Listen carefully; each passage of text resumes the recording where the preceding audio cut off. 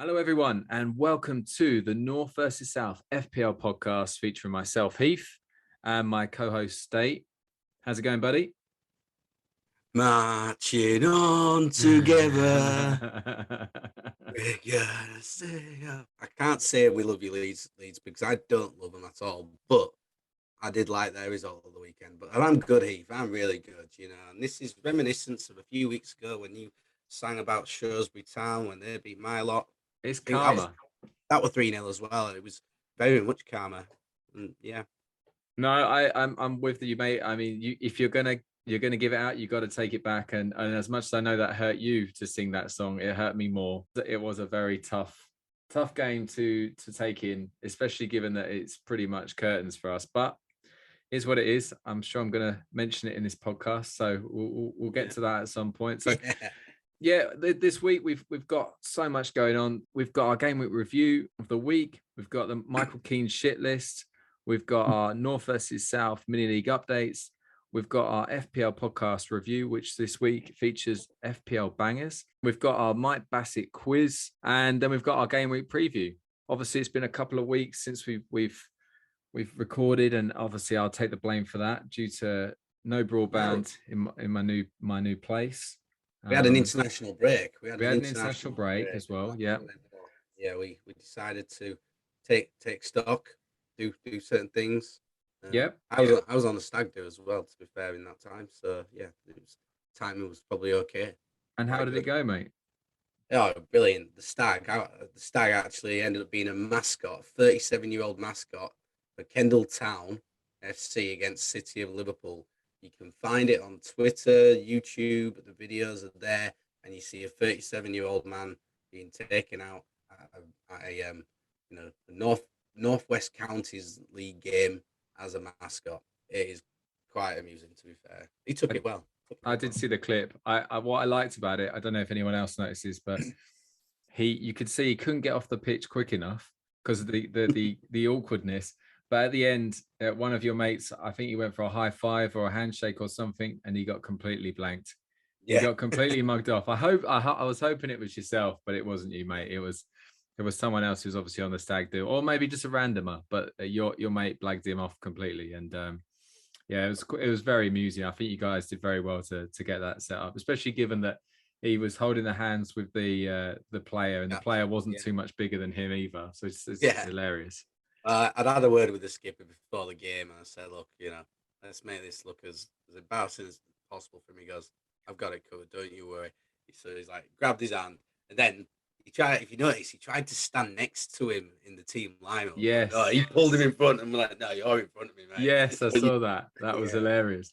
What would have been made it even funnier is if they had interlinked the fingers. I think that would have made it extra awkward, really. I don't know if that could be more awkward for you, mate. But again, he took it very, very well.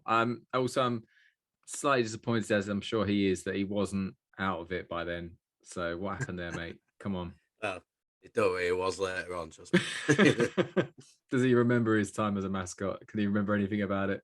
Yeah, I think he enjoyed most of it, really, barring the embarrassment. The rest of the game were quite...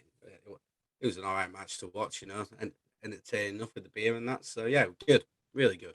Awesome, mate. Good work. Well, let's crack on. And for any new listeners out there right now, you're thinking, why am I listening to this podcast with these two complete muppets, right?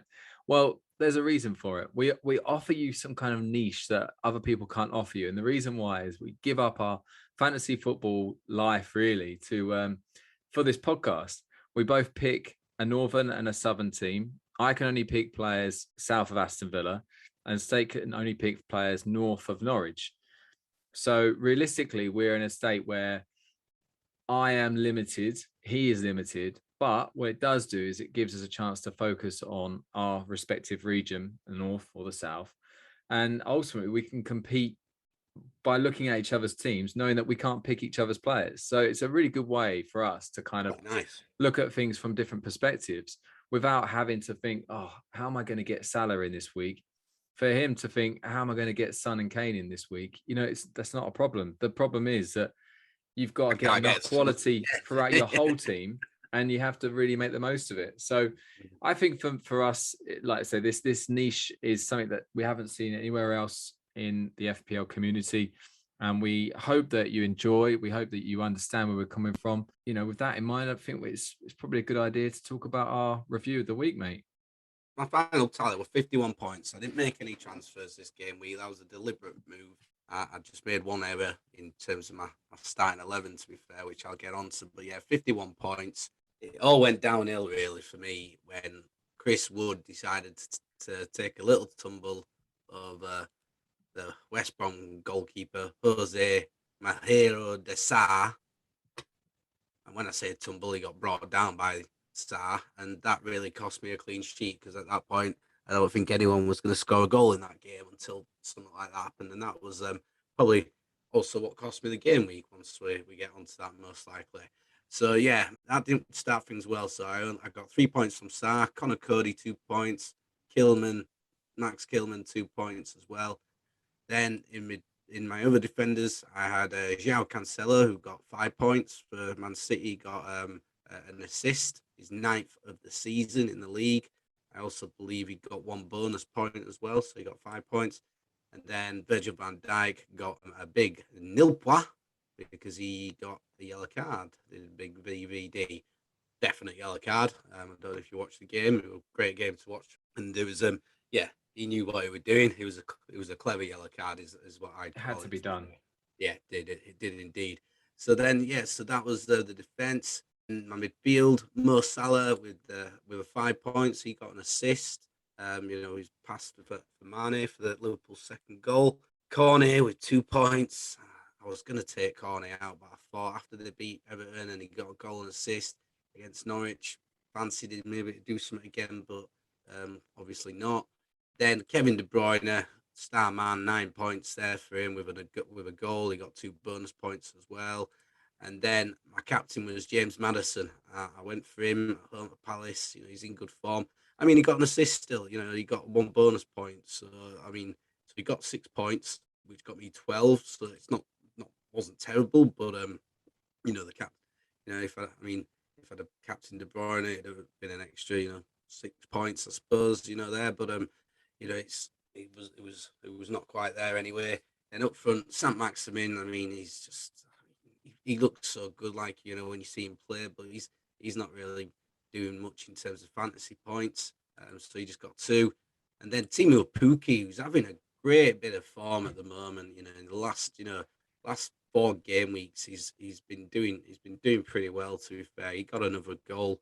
He looks lively for Norwich. I mean, I know Norwich are doomed, but Pukki's at least getting some goals for them and getting some points for the fantasies, and especially in a striker short market. If you're looking for somebody who only costs you less than 6 million, and you don't expect much for less than 6 million from a striker really in this game.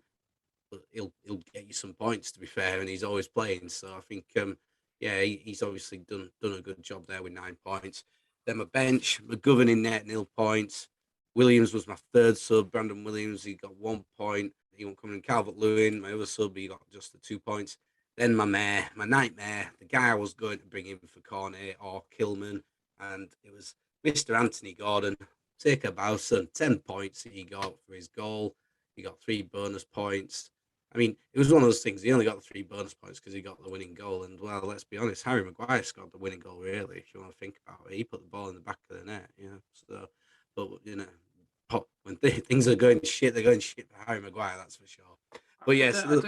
I don't, sorry, mate. I don't think you can blame yourself, though, because I don't think that anyone else really would have thought about going for Everton player. Mate, if Man United have been conceding a lot of goals recently, which they haven't really. I mean, you might go with Calvert-Lewin, but to be honest, like I would have gone Cornet against Norwich all day long. In fact, Cornet should have scored. If he'd have scored, you never know. They might have gone on to win it. We'll get onto that. Don't you worry about Cornet. Don't you worry. He's making an appearance somewhere. Oh, I thought so. Yeah, I thought so. So yeah, but yeah. So that was the only sort of thing. I got 10 points lying on my bench. I mean, it wouldn't have made a difference to the head-to-head outcome, but it would have made it a bit closer and got me up to like probably pretty much like a 60-pointer really, which would have been nice. But again, still above average, and it was always going to be difficult this week for me with Liverpool City playing each other. There's still some work to be done there. I'm not massively disappointed. Obviously disappointed in our head-to-head, which you'll confirm why in a minute. Still an okayish week, I guess. And I just want to point out again what we was just saying just before this feature.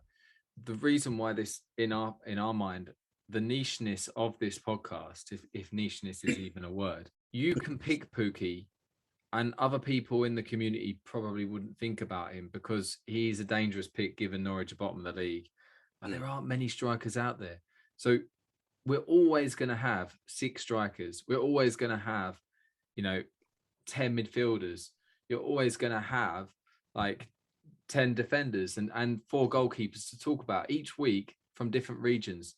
Like in my mind, I'm looking at right now and thinking like that I've made some mistakes this week myself, but at the same time, on another day, we could be looking at it very differently. But yeah, I think Pookie, it's a brave move, mate, but I think it's fair play to you, and same with Gordon. I mean, I know you brought him in for the double game week. I think they had 2 in a row, didn't they? Yeah. And or if they had a juicy double game week, let's be honest, any other season Everton probably would have got a lot more points they did that than Gordon got in the end. But yeah, I think realistically it is one of those where it does open up a lot more doors. Other podcasts, they'll basically have very similar teams. Might be a couple of differentials here and there, but not much to talk about. Well, that's it, yeah. So I think you're right, and it does help us, hopefully offer more to our listeners. To be fair, like you said, we're reviewing, double the amount of people when we're reviewing our leagues. We don't have the same players, so we're giving you different perspectives, and there you go. You're getting 2 for the price of 1, even though we're not charging you. Well, we maybe one day we can branch out and we can start being, one of those podcasts that get patrons and all that kind of stuff. But got a long way to go, mate. But yeah, no, it was. I mean, first of all, I'd like to put a disclaimer down because right now you'd be thinking, how's it going in the league? Well, the head-to-head league, it's ridiculous. I mean, so State took last week, and it was close. I thought I had it, if I'm being honest with you, but State ended up winning the game week. I think that it came down to the last game, wasn't it? Everton. Well, I had Everton Burnley. There was Everton Burnley, wasn't there, in the second game, and I had 2 Everton lads. I had Gordon played and Calvert Lewin, which got me a few more points, but then Cornet with the big one, getting a goal and assist. So that's right. I mean, to be fair, I only needed them to do all right to get me the win because, to be fair, I think you were a few points ahead of me before that point. But I mean, I ended up with sort of. I think I ended up with 64, but obviously I got I took a hit, a 4-point hit, so I ended up with 60 that week, and you ended up with 47. So I mean, it's pretty much a sort of a similar sort of bracket this week really. I won by 13 points there. You're gonna win by again in the teens.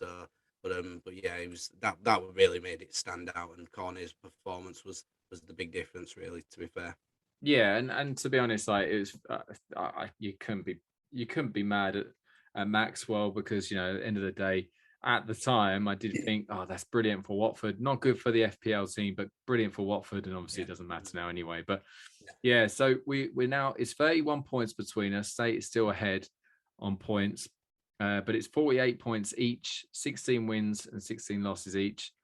It's going to the wire. It's brilliant. No draws is I mean it is now, isn't it? And it's because I've been getting grief all season for just being a 1-man team. Well, somebody's just turned into a 2-man team, and that's it now. And I think you can, it's that's pretty much it. So Mr. Hypocrite Heath, relying on just 2 players, which was the same 2 players you were relying on all last season, who absolutely just dug you out of every single shit house last year as well. So yeah. All right. Well, you drink your pint of bitter, mate, and I'll talk about my team. All right. So it's an IPA. All right, it's an IPA. It's not bitter. So we'll start off with Emi Martinez. Obviously, struggled against Spurs, got 0 points.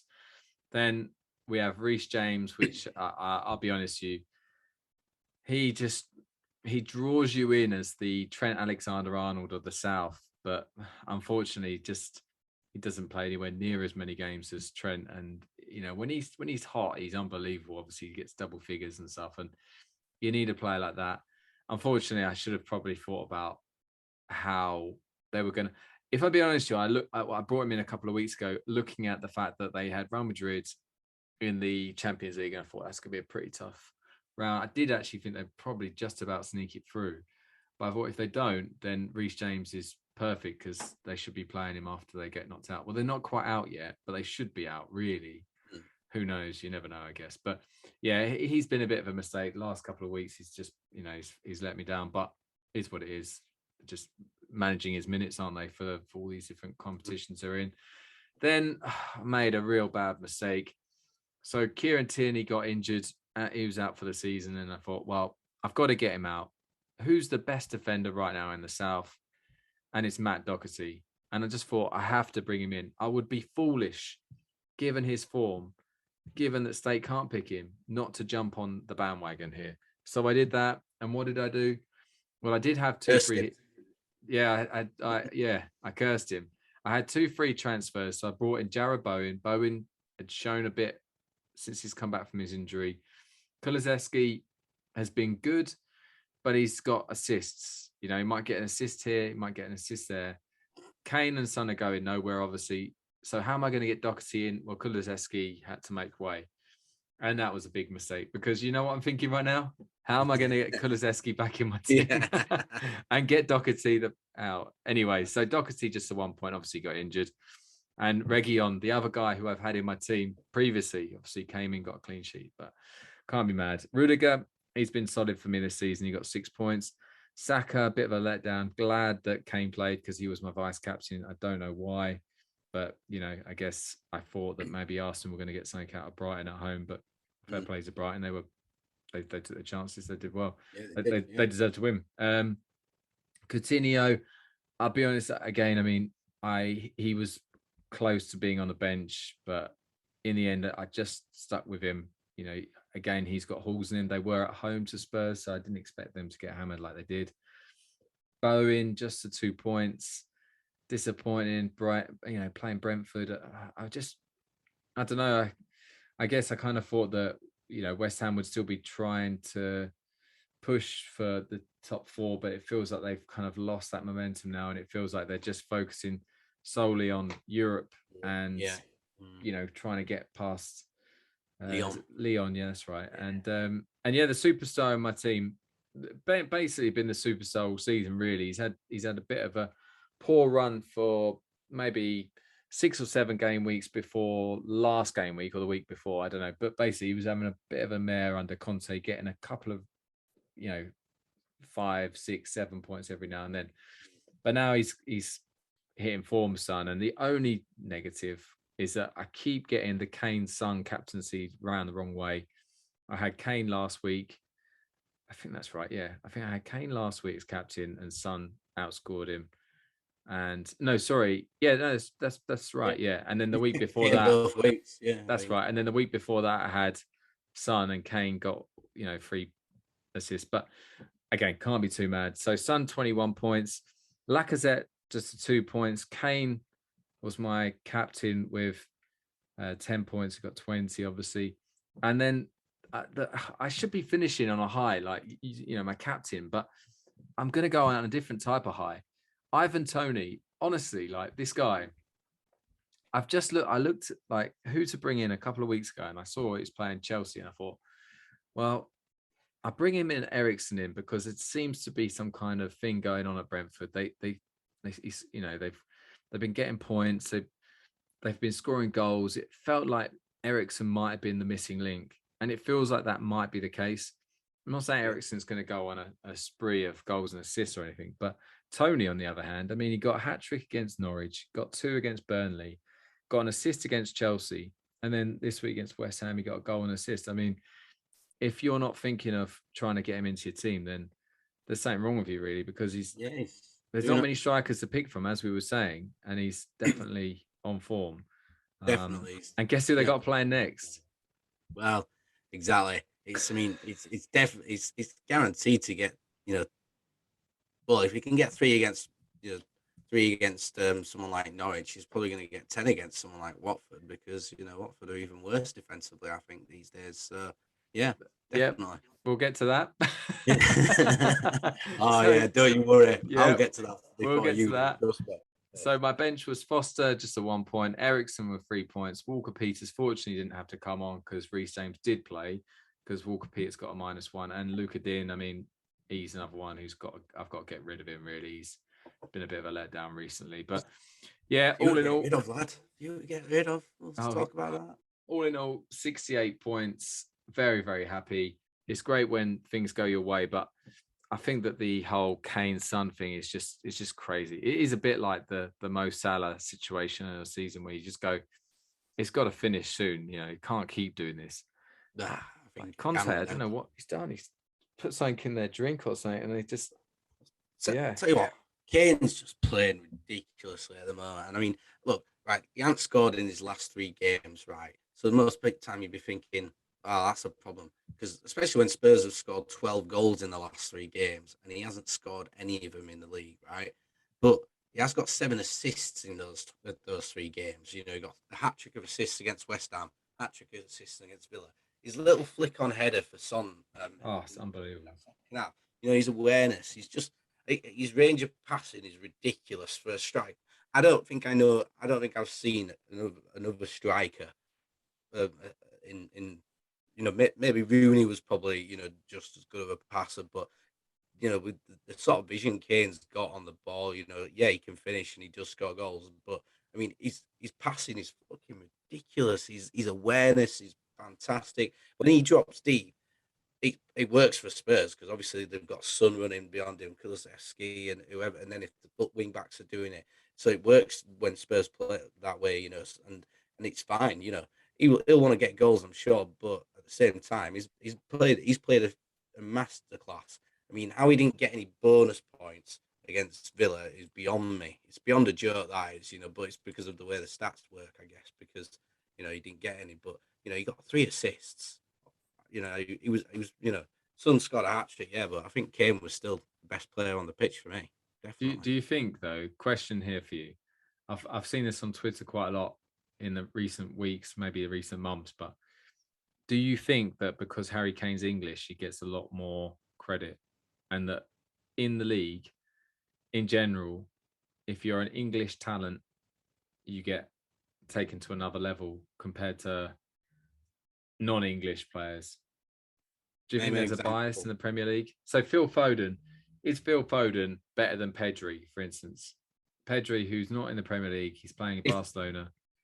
I think they're different type of players, No, but you, personally. you know what I'm saying? Like, Yeah. Oh, of how many course they do. They people? get hyped up more. Yeah, they Yeah. do. What I'm trying to say is that like Harry Kane, obviously fantastic and stuff, but after that game, the person who scored the 3 goals is Heung-min's son, and no Oh one's yeah. saying what a masterclass by Son.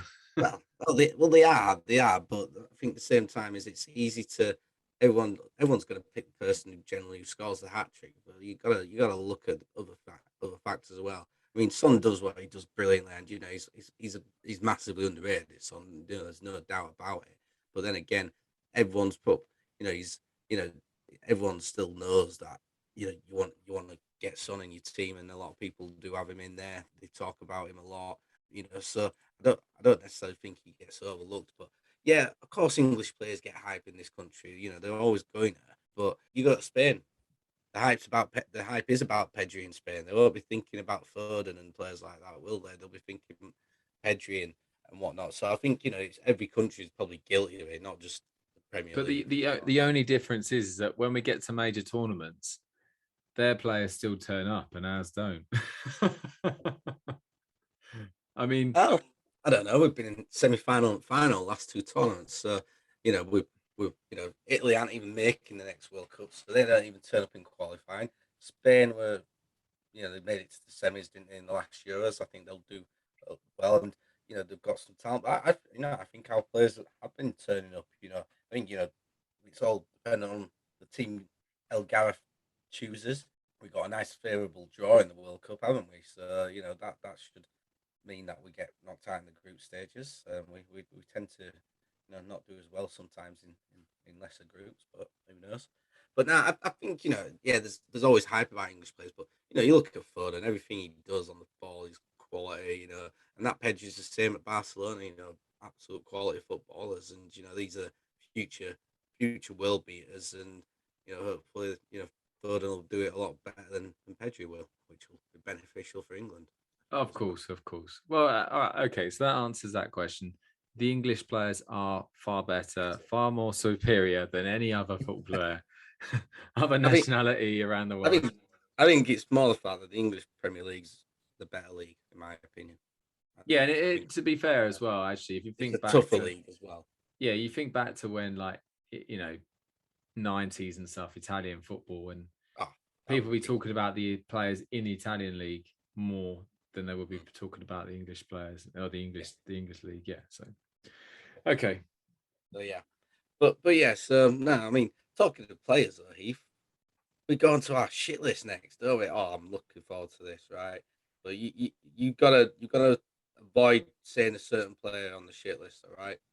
You cannot say a certain Watford defender in your shit list. You got to save that for me, okay? Okay, so so anyway, the shit list, guys, is basically what it says. It's the Michael Keane shit list, sponsored by Michael Keane, because he has been on it more times than anybody else this season so far. He actually, he's avoided it for me this weekend. He kept a clean sheet. But yeah, the shit list is basically me and Heath get to choose 5 things: players, refs, VAR, football clubs, anything, to be fair, ourselves, and we can slag them off, basically. We slag people off anyway, but this is a dedicated list for shitness from the weekend's fixtures or from anything that's happened in this last week or so. And like I said, it's sponsored by Michael Keane. So take it away, Heath. Who is on your shit list this week, buddy? Yep. So number 1 on my shit list this week is a certain broadband provider, a certain media company that begins with the letter V. I don't have to spell it out for you, but Virgin. Exactly. I heard that a lot when I was younger. No, they basically deprived our audience of a podcast, really. So all I'm saying is that, guys, I know right now you're probably looking at me and going, FPL Southerner, Heath, you've let the side down. No. I'm blaming the broadband provider. I'm certainly not to blame here. No, yeah, really frustrating. I could also put my solicitor on the shit list. So yeah, that's 2 people. My solicitor, again, I won't mention the solicitor's name because I don't want to get sued. Of all the people you don't want to defamate, it's a solicitor on a podcast. But basically, there are probably people listening right now who have been through house moves. And all I'm going to say is, yes, it was as painful as it probably was for you with your solicitor when you moved. So yeah, it was pretty frustrating. But we're moved now. We've got we haven't got broadband. I am currently in a different location because we couldn't put this off for another week because just again we didn't want to. We think about you guys. We want you guys to hear us. We want to help you guys. We want to get you guys motivated for the next game week. But anyway, yeah. So there's my first 2 members of my shit list. The next one is the Southampton defense, which I think there's got to be. I capitulate, don't they? I have not seen that kind of defending probably since Southampton against Leicester, and we know that the score line for that. Just turn that 6 upside down. Yeah. But no, there were some very strange mistakes, which were obvious mistakes, like James Ward-Prowse's header backwards, Salisu who slipped over the ball and then claimed a foul, which was just hilarious. Oh, yeah. But then it wasn't just that; it was the amount of times that Chelsea just looked like, I don't know, like they look like world beaters. And I mean, they even allowed Werner to, I think he hit the post and the crossbar and he scored. And it was, I mean, like they were obviously, I think they must have had Werner and Havertz and Mount in their fantasy teams or something, because that Southampton defense were not interested whatsoever. The marking was dreadful. And let's be honest, when you see it that Southampton, you go, how are they where they are in the league? But Hasenhüttl will get some playing in a certain way that I guess they're allowed to make mistakes. And I guess that there's this whole I don't know, gung ho nature of keep going even if you're losing, or so, I don't know, but they don't shut up shop and accept a 1-0 defeat or 2-0 defeat, do they? Yeah, well, that's it. And I think, it was one of those as well because I think Chelsea could have done them 8 or 9-0 if they'd not taken the foot off the gas, but they obviously did. They were like, they were happy at 6 and just thought, this is good, nice confidence booster for us. Now let's just take it easy. We've got a few big games coming up. Semi-final of the FA Cup, Champions League, trying to come back into that. So they obviously took it a bit easier towards the end, but yeah, the Southampton defending was nothing short of atrocious. And I think, like everyone said, Timo Werner's not been out of a bloody barn door this season. And, when he's scoring 2 against you, which I'm glad for the lad, to be fair, because, I like Werner. I think, his pace, I think he has got the ability. And He hasn't stopped going, has he? He hasn't given no, up on, he hasn't kind of let it get to him, has he? And he took his first one well, rounded the keeper well and finished it. I mean, he should have scored when he hit the post, but Havertz, luckily, the rebound just fell into his lap. And then his second, obviously, was a rebound, which, to be fair, and N'Golo Kante should have given it him instead of trying to do some. But did you? The one thing I was going to say, mate, right? The way he took that goal reminded me back in the day. When you're playing Pro Evo, I was going to say FIFA, but I don't really remember FIFA that much. But when you're playing Pro Evo and you've had millions of chances and nothing seems to be going in, and you get a chance and you've got to just tap it in, and you almost look like you're shitting yourself at the idea, the prospect that you might accidentally miss the tap in. It was like as if he was like really focused on just getting the middle of his foot on it, and making sure it just. I just felt for the guy because he's obviously had a hard time, and he like you say, I'm glad, I'm pleased for him too. He's persevered, he's carried on, and he's got some rewards for once. And so has Havertz recently, actually. I mean, I think his form's been incredible. Big key for them, to be fair. He's been showing them. I think he's probably he's definitely a player.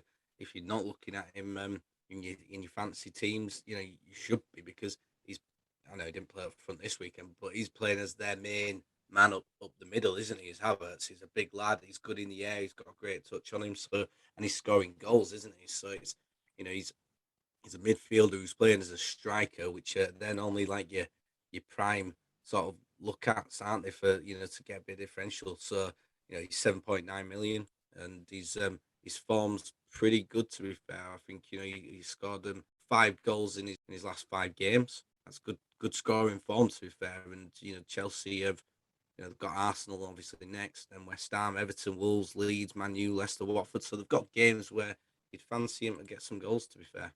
Definitely, yeah. Well, I finished off my shit list with well, it would have been one player, but I'm going to have to miss him off, obviously.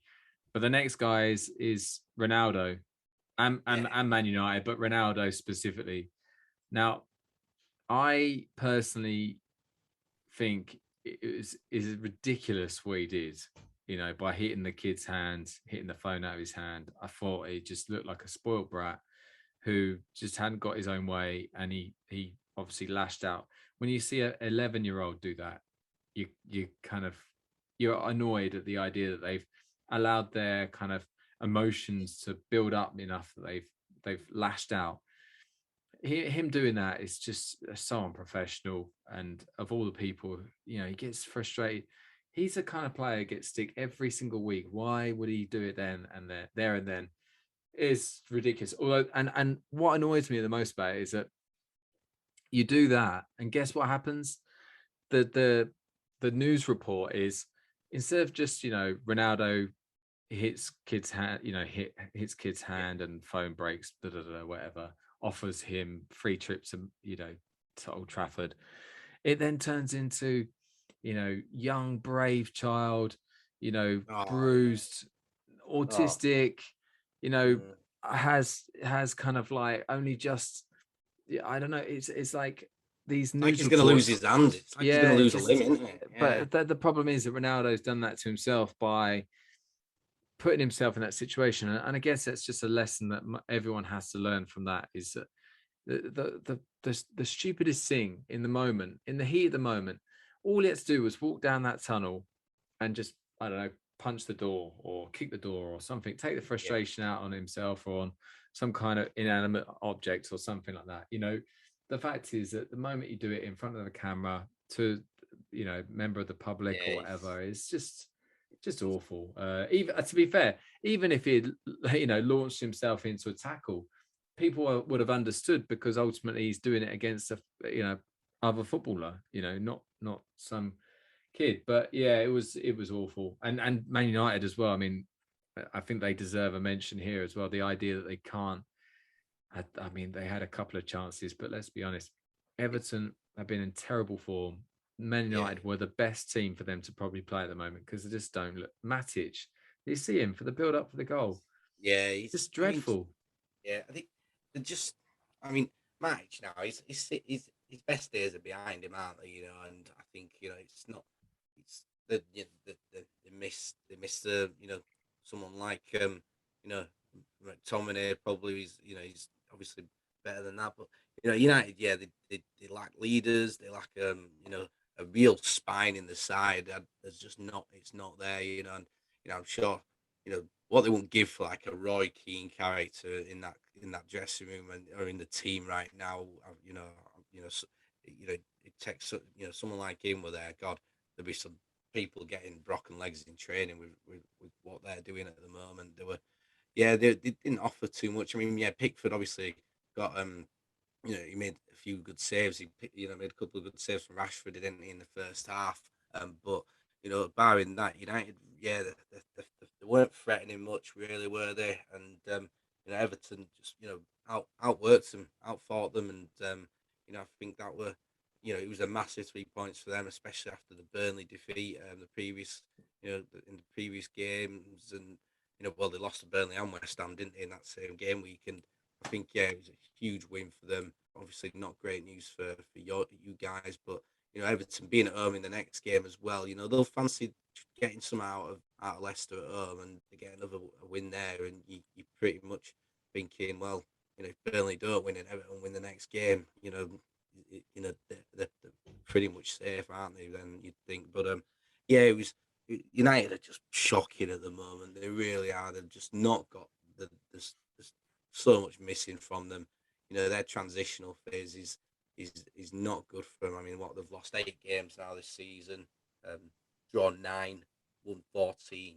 I mean, it's not what you expect. They're not going to go in. They're not going to get top 4 like that. Put it that way, are they? So yeah, No, that's right, mate. And the thing is that I just always look at this and just think it's a real sad state of affairs when you see a team the size of United. I mean, you've seen other teams over the years who have kind of looked like they've down tools, but this just seemed very rotten. And to be honest, good luck to Ten Hag, I guess, when he comes in, because he's got one hell of a job on him, really, isn't he? yeah, they are definitely has. I mean, they've got to give him the time, and they can't. I think it's the problem with all this. The big owners, the culture is success immediately, immediate success.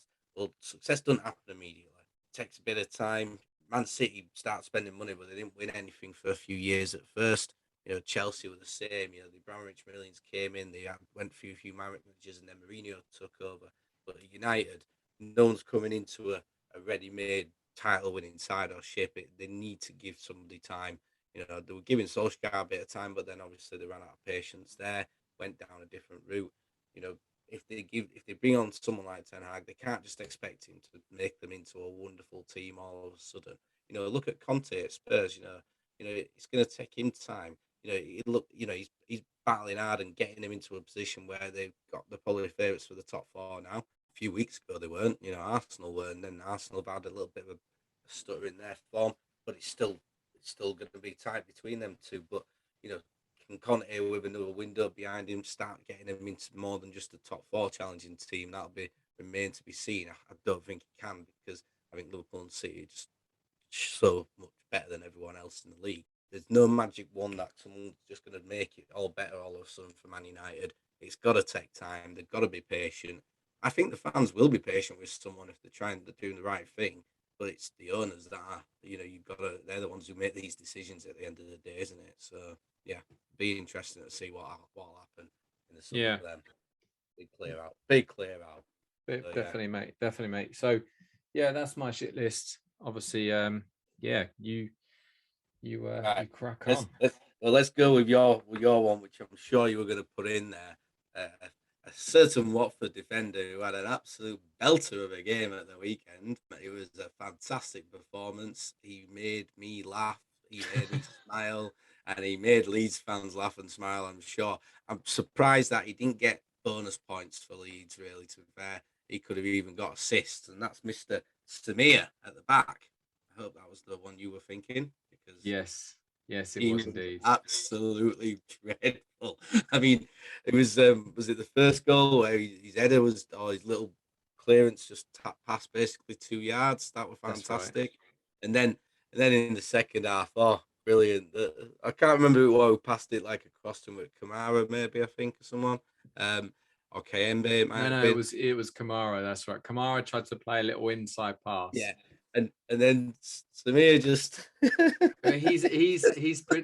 He's predominantly left-footed, and he's like a proper left footer where he can't use his right foot, so his right foot got in his left foot's way.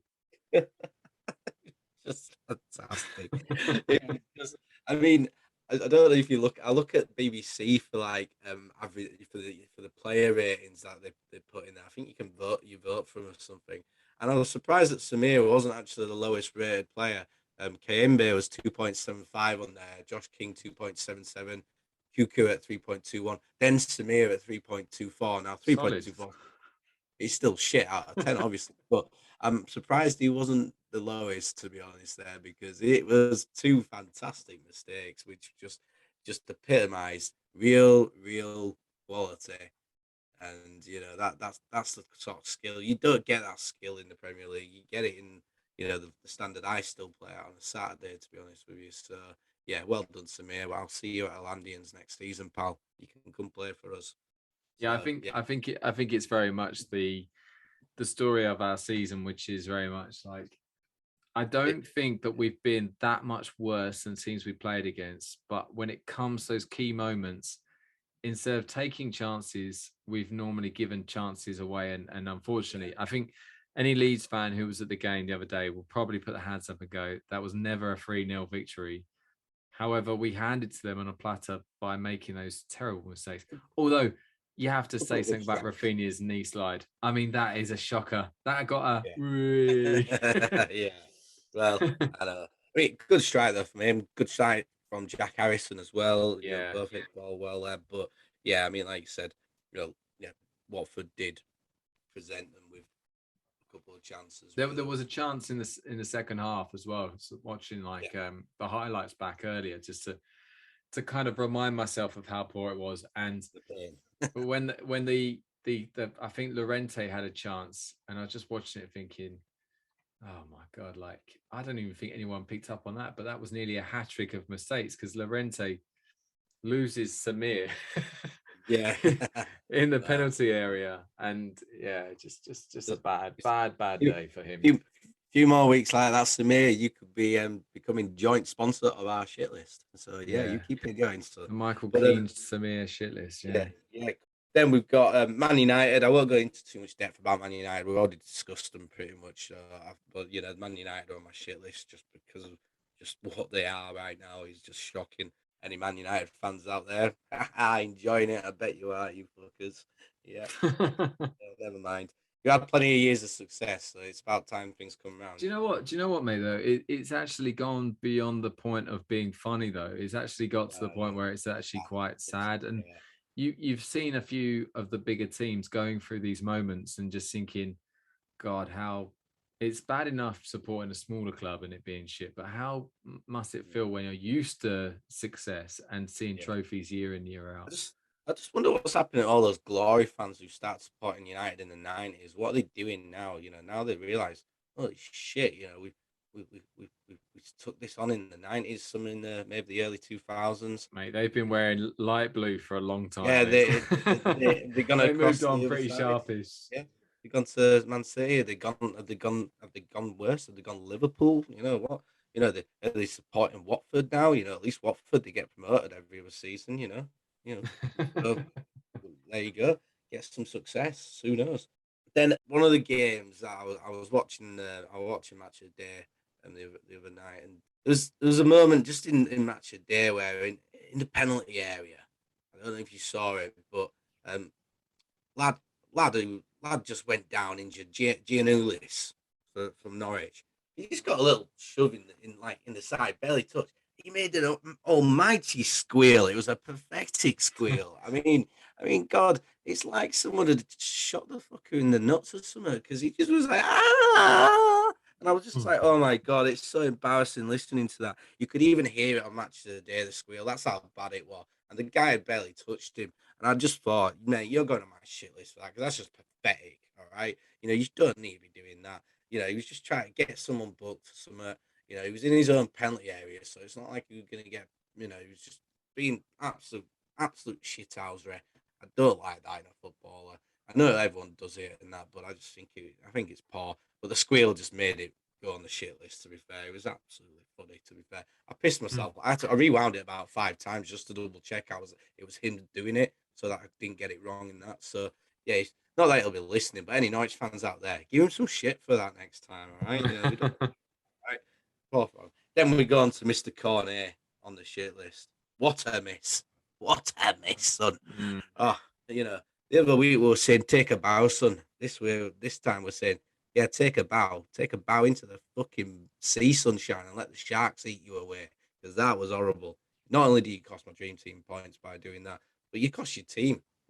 Burnley, that goes in, makes a huge difference. It's 1-1 if that goes in, doesn't it? And you know, then Pookie goes and scores, doesn't he? What about, I know only 4 or 5 minutes to go, but if it's 1-1, Burnley getting a point out of that game, potentially they might even go on and get the win, and then all of a sudden only a point behind Everton. So it's a huge miss for Burnley. So I'm putting him on the shit list, not just for him messing up my team, but also for missing that chance for his own team. You got to be on your teammate's shit list for that sort of miss, in my opinion. So yeah, um, well done. You're on there, Mr. Cornet. So that concludes my list. It was difficult. I watching the Liverpool City game, thinking is some fucker gonna get on this shit list from here, but the two teams were brilliant. Maybe Mahrez, missed a great chance towards the end. Sterling should have scored in the first half. I mean, he took his goal in the second half, which got disallowed. But yeah, I think it was a great game of football. So no one got made the shit list from that fixture. Nice work, mate. Yeah, I do think that what I want to mention one other thing. Did you see the West Ham game in midweek where they were on the attack and kind of building up a bit of play, and then from nowhere one of their fans runs on the pitch. I mean, mate, read the room, run on the pitch when it's down the other end. All right. God, how stupid. And he didn't even realize it, did he? He was so happy to be on the pitch. He didn't even realize what a muppet he was being. I think people just, I think they're just amazed that they get on there now, aren't they? normally get crowbarred straight in the noggin, before they even get onto onto the side of the pitch, maybe. So I think it was just pure shock out of it, to be fair. But yeah, there's some good ones, that's for sure. Yeah. Nice. All right. Well, I think obviously we should probably move on to some positivity. So let's move on to the mini league updates. I believe there's been a lot of movement and there's been a lot of meh kind of going on in the league. So State, and before we go on, actually, just to let you know, obviously this is a league made up of multiple teams. Some of them are northern, some of them are southern, but majority of them are just a normal standard team. And we've got around 31 different players in the league, and it's just full of some really, really good FPL managers, actually. So State, what's been going on, mate, in our league? Well, because we've had a couple of weeks off, I'll just quickly announce the March Manager of the Month in the North versus South League. It goes to FPL Lion, C Toz, Connor Tobin, with 292 Good work, points. mate. Well done, Connor. You beat Mike Matthews, who got 253. And then, this is terrible to bring it up, but Mazza's King Gary 11. Ben Marion with 251 points got the third spot. Big Ben, big gear Ben. Well done, pal. Yeah, good work from your boys. Betty Swallows came in fourth. John Rogerson with 250. And then fifth place with a Southern team, Doff Venture South, Chris Harrigan. Chrissy boy, well done. You had a great month of March, so well done. And that's with a purely Southern-based side, so well done to that. So yeah, that's the manager of the month award there for March. So well done to those. I won't go down to the bottom of the table because I'm near it, so I won't rubbish myself off. But yeah, in terms of this week, so in terms of the game week itself, some decent scores out there. I mean, yeah, Chris, again, 83 points this game week. So he's the top point scorer this game week with his Doff Venture South team. So he captained Keane like you as well. 20 points for him. He had Son in his team, Mason Mount. He had Ben Davis, Rudiger, Zaha as well. So good. The Mount, Son, Kane, triple threat was the key for him. That between them, they got him 60 points, those three. So that's good going. I mean, if he'd have captained Mount or Son instead of Kane, he'd have been close on that ton bar.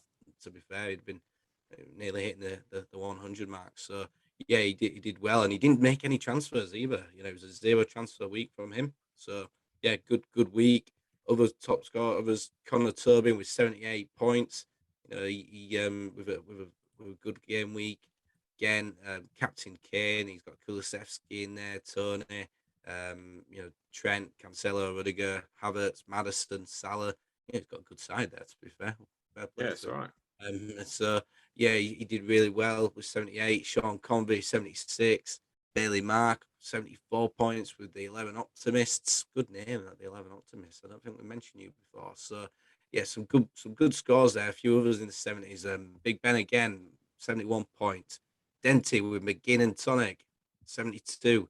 Essex Tykes Pavlos 70 points for his Southern team. So well done, Pavlos. Again, captaining Kane over Son. I think a lot of people must have done that, captain Kane over Son. So yeah, there's some good point scores in there this week. Down at the bottom, El Badger Poopers. He doesn't let us down ever. 19 points.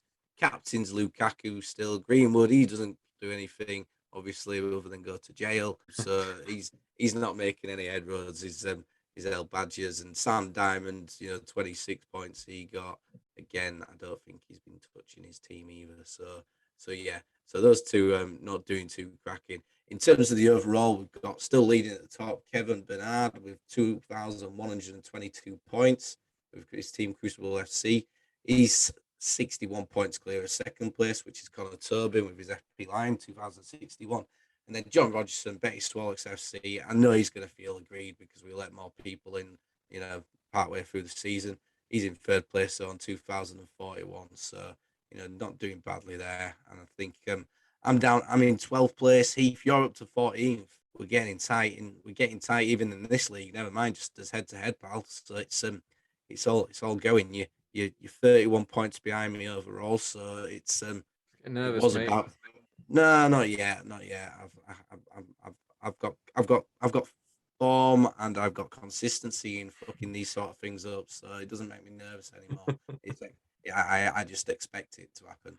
So it's happening.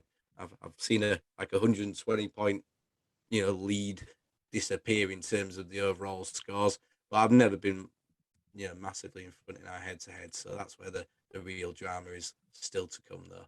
But yeah, everyone, as always, really thank everyone who joined our league, and obviously special thanks to the North and the South based teams. Well done, Chris, as well, for team of the week. You get fuck all from us for team of the week, other than a mention. that's about it. I'll buy you a pint at Heath's stag do in a month's time. To be fair, as a congratulations. There you go. That'll be about it. Okay. So yeah, but yeah, no, that's the review from this week for the North and South League. Awesome, mate. That's awesome. That then leaves us on to our FPL podcast review, Heath. we decided to review a podcast called FPL Bangers, which is two lads actually from Malaysia. So we've which is it's great. Obviously, the Premier League and FPL is a massive global game, and these guys have been doing podcasts and obviously putting a lot out there for a while as well. To be fair, they've got a lot of followers. Yeah, me and Heath both gave your podcast a listen, guys. So hopefully you enjoy our little review. What were your thoughts, Heathy?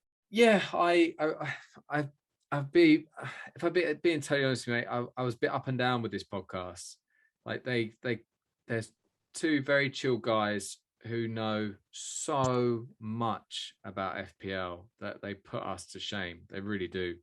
They sound like they live and breathe the game, which is exactly the kind of people you want offering you a podcast week in, week out, really, at the end of the day. Very articulate, very smart guys.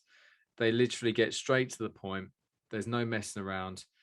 From my perspective, what they offer is not so much really what I 100% want, but I think this is really good they do this, because basically what they do is they back up any argument they've got with statistics. They've got statistics coming out of their whats. And I look at FPL very differently. I try to stay away from too many statistics, because for me, I feel like that takes me down like a rabbit hole I don't want to go down. I play the game very differently. I play the game with the whole kind of good on the eye.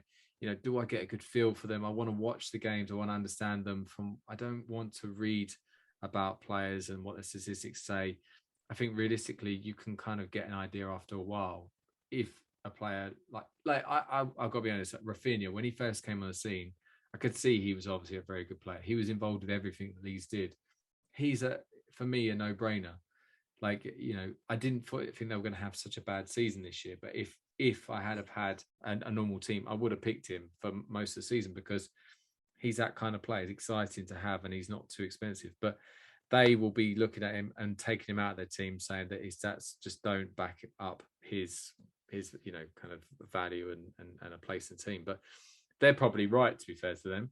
I feel like their pros kind of become their cons as well, if that makes sense, because they talk so much that after a while you gradually, if you're not 100% focused on it, you can switch off quite easily, because they don't have anything else to draw you in. I mean, for me personally, again, I like the idea of breaking up podcasts with different features and different sections, and the idea of talking about this and talking about that. But it just feels like the whole way through, they're just literally just talking. And trust me, like if you're in a pub with them and they're talking, they'll be very, very interesting to listen to. But for me, I couldn't I couldn't listen to that week in, week out, unfortunately. But I could see why people would 100%. Like they're very, very good, and they know exactly. It's very professional, like another level, like similar to the first podcast, the Green Arrow we listened to. It was incredibly professional and well run, and I think like they've like I think you say they've been doing it for a long time, so they know what they're doing. What about you, mate? What do you think? Yeah, I mean, no, I see what you're saying, and yeah, these guys are knowledgeable and great stats, great data, used to the data that's out there for you. So if that's how you play it, I mean, I'm like you, Heath. I don't play it that way, but I'll tell you what I really liked about them was because they avoided this sort of norm, and I know we do this, and us, they didn't just like do a mass review of their team and everything they did. Instead, they had just topics to discuss. So, like in the recent game week, they talked about the Salah factor, right? Are you gonna, is now the time to, drop Salah and bring, use the money elsewhere? They talked about it, they backed, like you said, they backed it with the stats and said certain things. I mean, they both came out with the decision, no, they're not going to drop him, but they gave plenty of reason for people to actually think about, yeah, actually, I might drop him. So, they did, base their arguments, even though they weren't going to drop him, they still gave you information in favor of potentially dropping him and why you might want to drop him, what were the reasons behind it. And then they had other sort of topics. They sort of asked people to sort of send in some questions, and they sort of worked off that as a topic. And I tell you what, I sort of liked that because it's sort of slightly different structure to what to what we have. So that's what I found quite interesting about it. I could tell they were mates as well. They obviously spoke You know, they get along well. They got, you know, great footballing knowledge as well in general. You know, they talked about, you know, sometimes, you know, the way teams play as well. But yeah, I just liked how they brought up sort of different things. It were really good because actually I was listening to the recent one today, you know, amongst others that I've listened to, and obviously one of them had been talking big about Matt Doherty, and then he's gone and got injured this weekend. So I would imagine the next podcast he's gonna probably come on and he's gonna be like, right, so yeah, I was bigging up Matt Doherty. They even talked about on the last part of the recent game week about a differential captain pick. You know, they talked about KDB, Kane, or someone was it, and then they put Doherty as a potential. So and talked a little bit about the Doherty captain maybe as a differential. Put it this way, that's not going to happen now. So I'm sure they'll be sort of cursing that. But then they also the other interesting topic that they brought up on this one, which again I liked why they do it, was because of the whole striker pick thing. You know, as you'll probably know in fantasy football, there isn't really many strikers to pick who are gonna score you massive points, right? You know, Harry Kane's the obvious one, and everyone's probably if they can have Harry Kane, they're gonna have him in the team. You know because but then are you gonna waste your money then having any other strikers? You know, Antonio 7.5 million is not doing out at the moment. Ronaldo 12.2 doesn't do enough. You know, Watkins 7.4. Dennis 5.9. He's got 117 points, but he hasn't probably scored any points for the last 8 weeks. You know, so you're not going to waste your money with him. You've got all these strikers up between 6 and 8 million, and are you really going to waste your money on that when you could put that millions to better use? You could get a Trent in, a Cancelo in, or both. And you know, they talked about that. You know, so I just liked how they sort of had just set topics and sort of gave plenty of views about it and you know what they were thinking of doing. But yeah, they backed everything up with stats, which was obviously, you know, for people who love the stats out there and the data, you know, these guys, you know, they had it all on that front, and I did like how they just, you know, they just had different topics which they focused on for this particular for the most recent podcast, and they've done it for others as well. You know, instead of doing that sort of standard game review and just talking all about their teams, they were talking about what they're thinking of doing, but without sort of going through every single sort of player and picking it apart from their teams. They gave options. They gave you options to the viewers as well. So if you love your stats, this is a great podcast for Oh, you. 100%, mate. 100%. Like, I mean, the one thing I was listening to, so I think I was listening to one about a couple of weeks ago or something, and they were talking about Chelsea. And Mm. I have to be honest, like, because obviously when we go to review these podcasts, we don't just listen to one; we listen to, you know, Yeah. as many as we can in that time we've got. So I think I listened to one a few weeks back, and they were talking about Chelsea, like midfielders and attackers. And I was listening to it the other day after what had happened, and I was just thinking, these guys are making me feel so much better because for me, I was thinking, I've got a Southern team here, and I don't have Havertz, Werner, Mount. I don't have any of these players who are scoring big Pulisic or whatever against Southampton. I'm thinking, am I an idiot? And they were basically saying exactly what I was thinking, but I'd forgotten that I was thinking it is that they share the points out a bit like Man City, and realistically, it's very hard to just jump on one player. Yeah. Now, obviously, it's looking a bit like maybe you could go Havertz, but at the end of the day, when they're in the Champions League and the FA Cup, you never know. But Yeah. yeah, they were very good, Be and they active. kept on talking about Reece James as well, and it kept on reminding me of why I brought him in as well. Because again, Yeah. he's had a stink FPL wise, he's had an absolute stinker recently. But Hasn't started, has he? Hasn't started any yeah, games in the last four, sort of thing. You know, his last start was the Burnley game, and then he got a knock in that game, didn't he? And didn't start the next two, and then has he come off the bench in the last two? You I know, mean, so the biggest crime you could probably commit in FPL, apart from getting sent off in a double game week in the first game, Dennis style, is basically coming on after 31 minutes as a defender because you're not going to get that clean sheet. yeah, I mean, unless yeah. I don't know, do they count injury time? Maybe if you had a lot of injury time No, injuries. I don't think they do. To be fair, but no, No, yeah. So that. What did you think to the music? it didn't have any kind of bearing on what the podcast was like. Do you know what I mean? It was like, you know, it's really cool kind of like music coming in, and you're just thinking, okay, where are we going with this? And the next minute, it's just two guys I think it's chilled. it's hard to choose. It's hard to choose music, but yeah, I suppose rock and roll music, and then they were so laid back and chilled, which I is know not. it It's needed not. like some kind of Yeah, like, I don't know, acoustic guitar or something. yeah. But I mean, don't get us wrong. We're not saying that our music's perfect or anything for us, but Yeah. we think it is. But I think This when I no, heard but the the rock, thing is that when we think review other podcasts, it's nothing to do with us. This is just our points of view. So if yeah, anyone ever takes anything personally, we really hope that's not the case, because realistically, we're just, end of the day, we're just a consumer. We're the customer giving you some yeah, feedback, constructive, hopefully. But the fact is yeah, that from our perspective, like what I'm trying to say about this here is the FPL Bangers is an incredible piece of work. It's just, for the way I play the game, that's not the kind of podcast I will probably listen to. And it's nothing against this podcast. It's just the way I see FPL. And the other thing I would say is that it's probably a little bit heavy towards the bigger teams, the bigger players, which again is most likely going to be the players that people are picking. But for me, I like that. The reason why we came up with this podcast was to get a broader view of every team, so that you can see a cheeky differential here and there. Whereas I think that they have and focus a little bit on your Liverpools, your Cities, your Chelseas, Arsenal, Spurs, United's more than most, which is mm, what most people do, to be fair to them. That's what people do in the media. But yeah, no, I think it's really well put together and very, very professional. And I think that people who enjoy FPL will really enjoy it, yeah, especially they like their stats to back things up, because these guys clear a lot of issues up very eloquently. And the other thing I was going to say is that, have you noticed that when they're talking, there's not a lot of ums and ahs? it just comes natural, comes off the tongue, and that It does. yeah, I think so. Yeah, that's yeah, very impressive on that point. So what would you rate the podcast out of 10 then, Heath?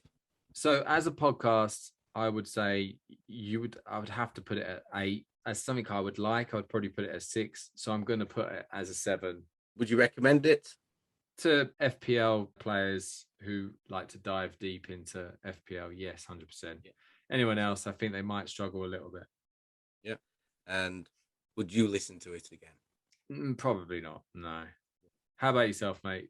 Same 3 Well, yeah, questions to you. yeah, same three questions. I mean, yeah, I think I'm I'm inclined to agree with you in terms of the rating. To be honest with you, probably go slightly higher. I'd probably go 7.5 out of 10. I would. I deal in 0.5s. I do.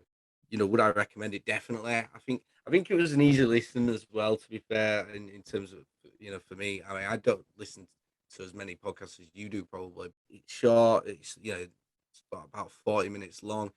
So it is an easy listen, to be honest with you. For me, I thought it went through pretty quickly. I don't think I'd listen to it every week. I'd probably dip in and out of it personally. Is when it comes to when I listen to it again, I definitely will listen to it again. But I think it'd be one where I'd sort of do it one week, miss another, do the next one. If I'm sort of torn about a few things and a few decisions to make, it's good probably to give them a listen to sort of see right what they're saying, what's the data and the stats saying, because I can't be asked myself to look into the data and the stats like that, if truth be told. It's not how I play the FPL. So if someone's doing it for me, brilliant. So that's where I think I'd find that useful and an advantage on my case and point of view. So yeah, What I love is that every time we listen to a podcast, you hear something completely different. Honestly, some of these other guys, they just take it to another level, and it's just unbelievably impressive. But we move on. We move on to this coming game week 33. Every game week now for us, both State and I, are going to be integral at the moment. It's going to be a nervous couple of game weeks coming up, because there's a lot on. There's a lot on, and any mistake, you could find yourself 6 points away with not many game weeks to go. yeah, Yeah. So big, just big. They're, yeah. they're all 6 pointers now. They're all 6 pointers. These head-to-head games. What have you got to offer us this week? What are you thinking? Well, I've got 2 free transfers, so I'm pretty sure I'll be using both of those. I've looked at a few things where I may even use a third one and take a -4 hit potentially, but there's good reason behind it. So because City and Liverpool have played each other, title race is on. These teams are gonna be playing their sides. Yes, they've got European competition and stuff still, but I'm going with getting three of each, three Liverpool players and three City players in my side for the rest of the season, and I'm going with the three that I think are like the, barring injury, are the three least likely to be replaced, and that's the key. So anyway, I'm definitely going to get rid of Sarr in goal and bring Edison in because I've got the money to do it as well because I've got plenty of money in the bank. So Edison's going to definitely come in. That's going to be one of my transfers. I'm then also going to be looking at getting rid of Calvert-Lewin. So Calvert-Lewin's going to go. Calvert-Lewin's probably going to go for somebody cheap and useless. When I say useless, I mean some FPL useless. So someone maybe like Gelhardt from Leeds who comes off the bench, might get a cheeky goal here and there from, but isn't going to play too often. And I'm going to probably do that for the next few weeks, and then it frees up some more money. I could then hold on and then do another free transfer, or I could get rid of Kilman and I could bring someone like Trent back in, and then I've got Trent, Van Dijk, and Stella, Edison is like a back four, or different keeping back three. Then Anthony Gordon, Salah, De Bruyne, Madison, and Cornet in the midfield. Madison and Cornet were double game weeks. Obviously, they're going to stay for now. And then up front, it'll be St. Maximin and Pookie. Newcastle also have a double game week. So that's my thought process. That's one of the permutations. The other one is not to bring Trent in yet. Don't take a 4-point hit and keep Kilman in. But Wolves don't have a game, you see. So it sort of defeats the object. I'm playing with 10 men, whereas with Trent and at home United, I think I get that 4 points back from that game because A, Liverpool I think might keep a clean sheet. B, Trent probably get some extra points as well. Might get an assist or something, or a couple of assists. So I think I might go for that this week. Yeah, sounds good, mate. Sounds good. I think like you got a fair bit to think about there, and like I mean, realistically, I feel like both our hands are tied by some teams not playing this week and some having doubles. So it just kind of means that you've got to kind of jump on some of these doubles as soon as possible. I totally agree with you about the Man City situation now. I mean, fact is, especially defensively, I think that they just know how to get clean sheets when they need to, don't they? Yeah, and I think Edison's going to play every game. Yeah, definitely. He ain't getting dropped. Cancelo, he plays every game. He ain't getting dropped. De Bruyne now, they're not dropping De Bruyne. He's their main man. Okay, they dropped him against Norwich, but they're not dropping him now. He's their form guy. He's the one who's making them tick. The only game they may drop him for, resting for, might be the Watford game potentially. Oh, fingers crossed. But yeah, but just bringing Foden and Grealish to destroy you, or Mahrez, So, but I think and City are going to get a double game week as well. I don't know if it's going to be 36 or 37 because they've still got the Wolves game to be scheduled in. So City will get a double game week in before the end of the season. So, and with their fixtures, they've got Brighton, Watford, Leeds, Newcastle, West Ham, Villa, and Wolves left to play. That's a nice run in for them. Games which you could see them winning all of them. That's why I thought Liverpool really needed to try and push a bit harder to get that win. But whereas Liverpool, they're not going to have a double game. They've got a double game week in game week 36 themselves anyway. They've got a bit of a tougher running. They've got Man U, Everton, Newcastle, Spurs, Villa, Southampton, and Wolves left. Obviously, the Spurs game, the United game, not really as tough anymore. But they've still got derby match with Everton, and Spurs are in good form. So I think they've got a slightly tougher running personally, but again, they've got a double game week in there. So having Van Dijk and Trent and Salah, those three are starting. Generally, it's they're not going to swap it around much at the moment. No, I agree, mate. Basically, my team's made for me at the moment due to injuries and Villa not playing. So Martinez can't play, Coutinho can't play, Din's injured anyway, Doherty's injured. So basically, the four players on my bench are players who aren't playing or can't play because of injury. So Foster in goal, Rudiger, James, Walker Peters has got 2 games. I mean, before that Chelsea game, I probably would have been quite excited about having a Southampton player. Now I'm looking at it thinking Arsenal at home, Burnley away. I mean, hopefully they've learned their lesson. So I've got Ericsson away at Watford. Unfortunately, it's one of those moments where it's sad to say it, but if I see that Watford are losing, I probably will be keeping my fingers crossed that Tony or Ericsson have got some kind of part to play in it. Yeah. Terrible to say that out loud, but it is what it is. Saka, he's going to be in there. He's got a double game week. Southampton away, Chelsea away. Son, it's got Brighton at home.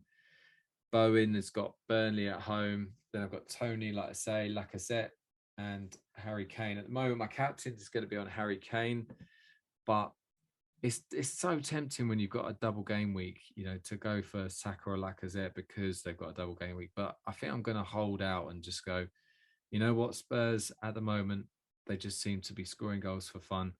The one decision that I make is it's Son or Kane.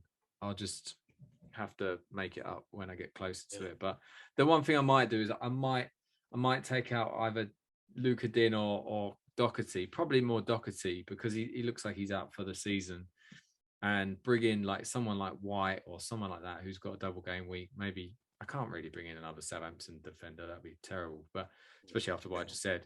So just to kind of get rid of that Spurs player so I can maybe bring in Kulusevski again if they have a stormer against Brighton. You never know with Spurs. They might just lose at home to Brighton 1-0 and then we'll be going, what was all the fuss about? Yeah, exactly. But no, my team's pretty much made for me. I'm pretty happy, actually. I look at that team. I think that's pretty strong for a Southern-only team, Yeah, no, definitely. I think so. I mean, I didn't mention about my captain. I'm undecided. I mean, Madison's the clear and obvious one in terms of the double game week players, but then I'm thinking, do I like look at De Bruyne? Salah always does well against Man United. Liverpool do well against Man United, so that's obvious. Salah's not been in as good form in terms of goal scoring in the last few weeks, but we know he's only a game away from getting to 2 or 3 again. So yeah, I've got to make decisions on my captain as well still. But now you've got a good side there, mate. It's not going to be good enough this game week. I don't. No, probably not, mate. Probably not. Unless Spurs do what Spurs do at the moment. If they put several past Brighton and yeah, just. I think you should be more worried about what Brentford are going to do to Watford, mate. Given what happened the other day.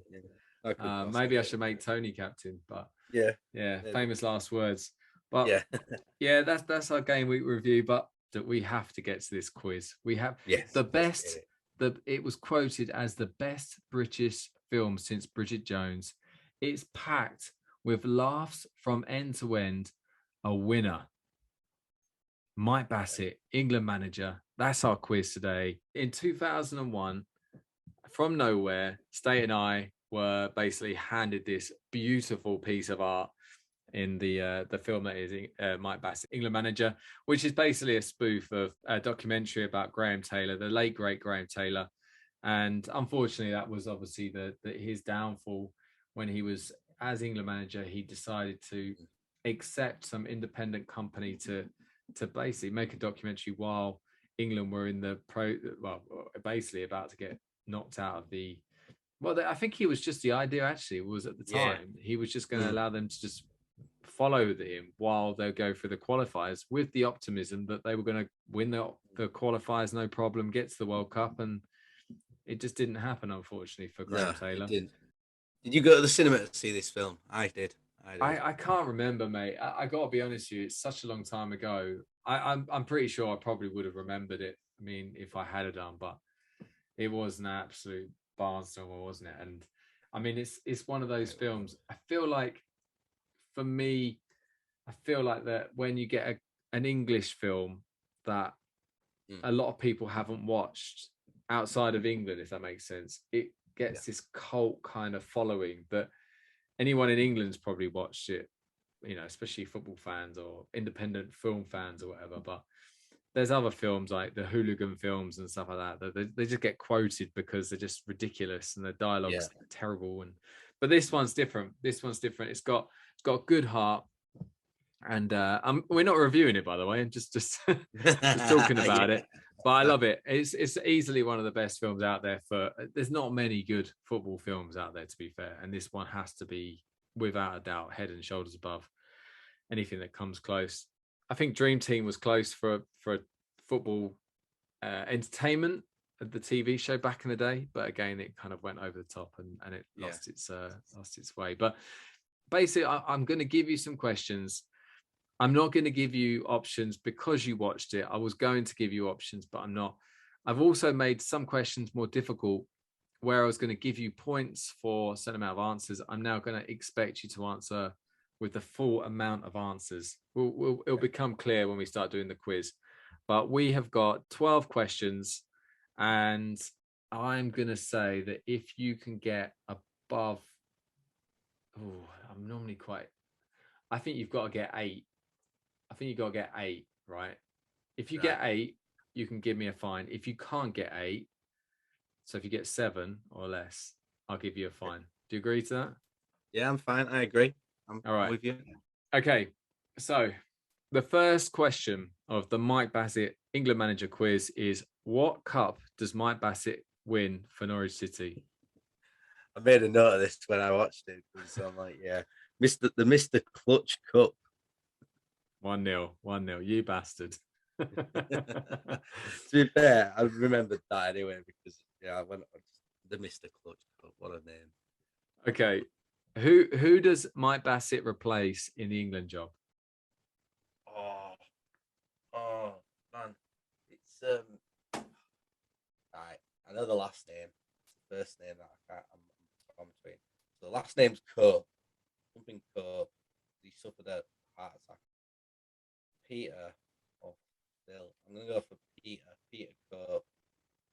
Mate, it's Phil Cope. You were very close. You were very close. And the headline in the paper after he has his heart attack is it's not a question, by the way. I just kind of like, is it something to do with it says can't cope. Can't cope, yes. That's it. Oh god. Yeah. Question 3. Name Mike Bassett's assistant manager and car salesman. Oh, that's it's Lonnie Urquhart. Yeah, well done, mate. Well done. Loves trying to sell the Hyundais to all the players in the car park. That was one of the best scenes ever. They're all driving in the Ferraris and whatnot, and he's trying to talk to them about Hyundai. I don't think that colour's for you, son. Yeah. Have you tried a Hyundai? Yeah. Brilliant. So, next question. Which 3 fixtures do England need to play in their World Cup qualifiers while Mike Bassett's in charge? So they play Poland in the first game, which they lose. Then they play Belgium away. Belgium away one, I'm not going to forget that because of who he picks in the squad for that fixture, which is just brilliant. And then in Slovenia. Yeah, correct, mate. Correct. I think I've again given.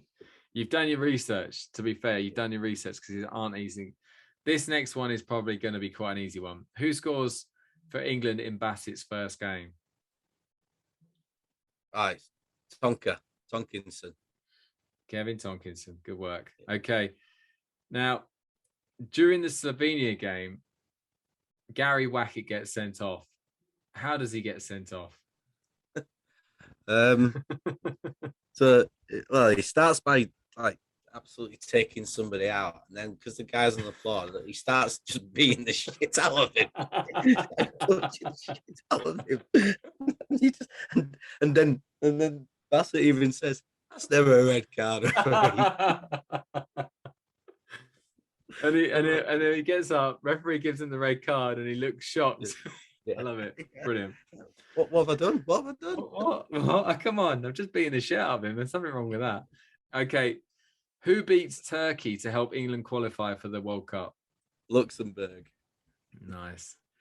All right. So England goes to the World Cup in Brazil because of good old Luxembourg. And then they get there and they see the Scots and the Irish. They have a bit of banter. But which team beat Scotland to knock them out of the World Cup? That's a good. Oh, I remember the clip as well because it's like Gabby Orr like took this saying, and can Scotland do it again? yes, losing the first round, yes, they can, or something like that. And you're just like laughing at it. Oh, I want to say Iran. You going with Iran? Yeah, but I think it's Egypt now. But yeah, I'll go with Iran. It, mate, it's so much funnier. Ethiopia. Oh, well, at least it was neither of my two. God, yeah. Now you said that, yeah, I can picture Ethiopia. Yeah, And just, I mean, obviously, there's no points in this, but how do they score their goal? Do you remember? is it an OG or something? Yeah, Like it's the it's cross like in. cross it Scotland in player and puts it into his own net. yeah, yeah, side Lovely foot stuff. or something like that. Good finish. Yeah, yeah. Lovely stuff. Okay, so it's the group stages, and they're on their way out. They've got to play Argentina, and if they have to get something out of Argentina. Now, there's a goal that's scored by Kevin Tonkinson. Well, after he scores the goal, how does he celebrate? Well, he starts by taking off his shirt, then he drops his shorts down, and then he's got like a cup thing, and then he pulls that down, and then he starts bolt naked, runs, dives on the floor, he makes a noise like, oh, like with balls, and then all the players jump on top of him, and he's like, oh, this is the bad idea. You just know he's thinking, this is the worst idea ever. Yeah. So he gets stopped. I would have taken just gets naked, but obviously I'm glad that you kind of divulged a little bit more into that. Yeah, yeah.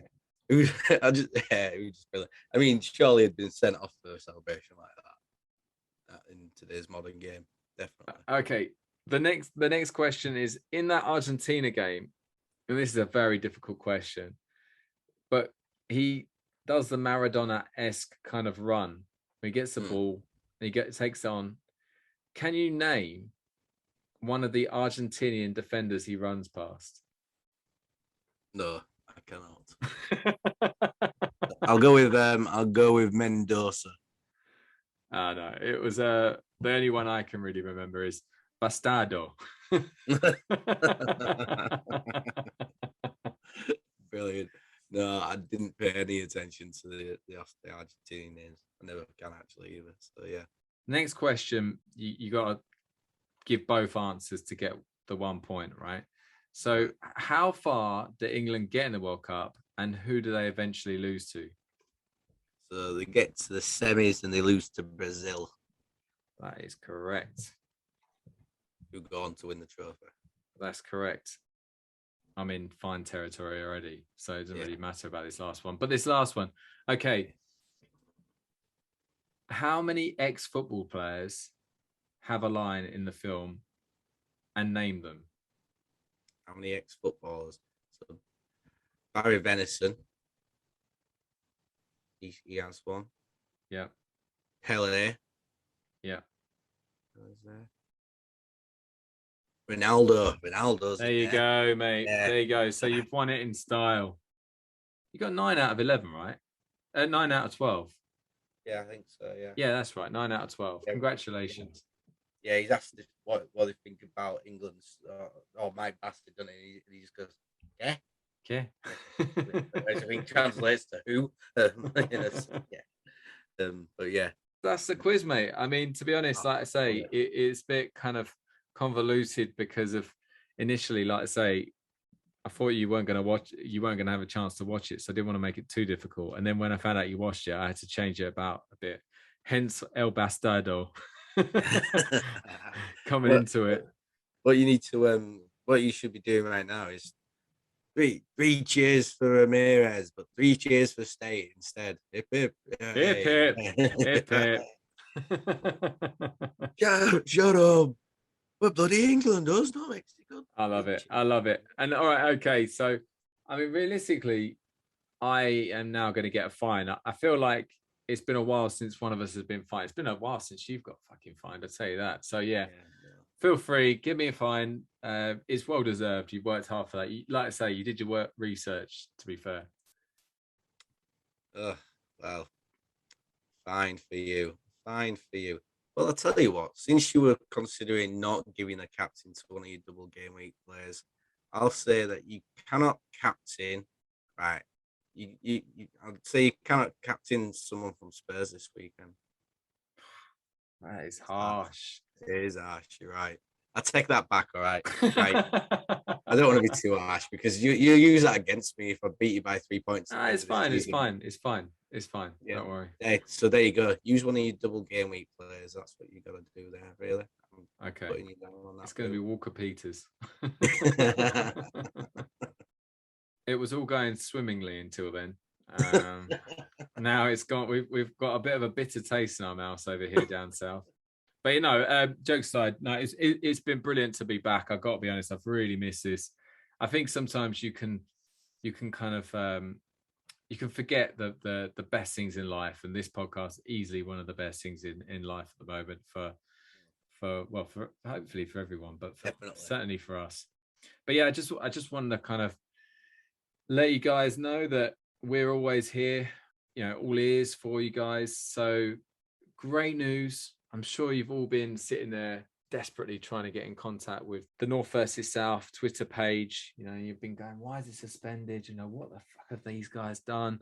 Well, it's back on track, and we'll be releasing our podcast through that going forward like we were before. I think we just have to take it easy with the adding FPL accounts because it just doesn't fly, I guess, with Twitter. So just to remind you, the Twitter handles, so the North versus South one is at FPLNVS, then States is at FPL_Northerner, and mine is at FPL Southerner, no underscore.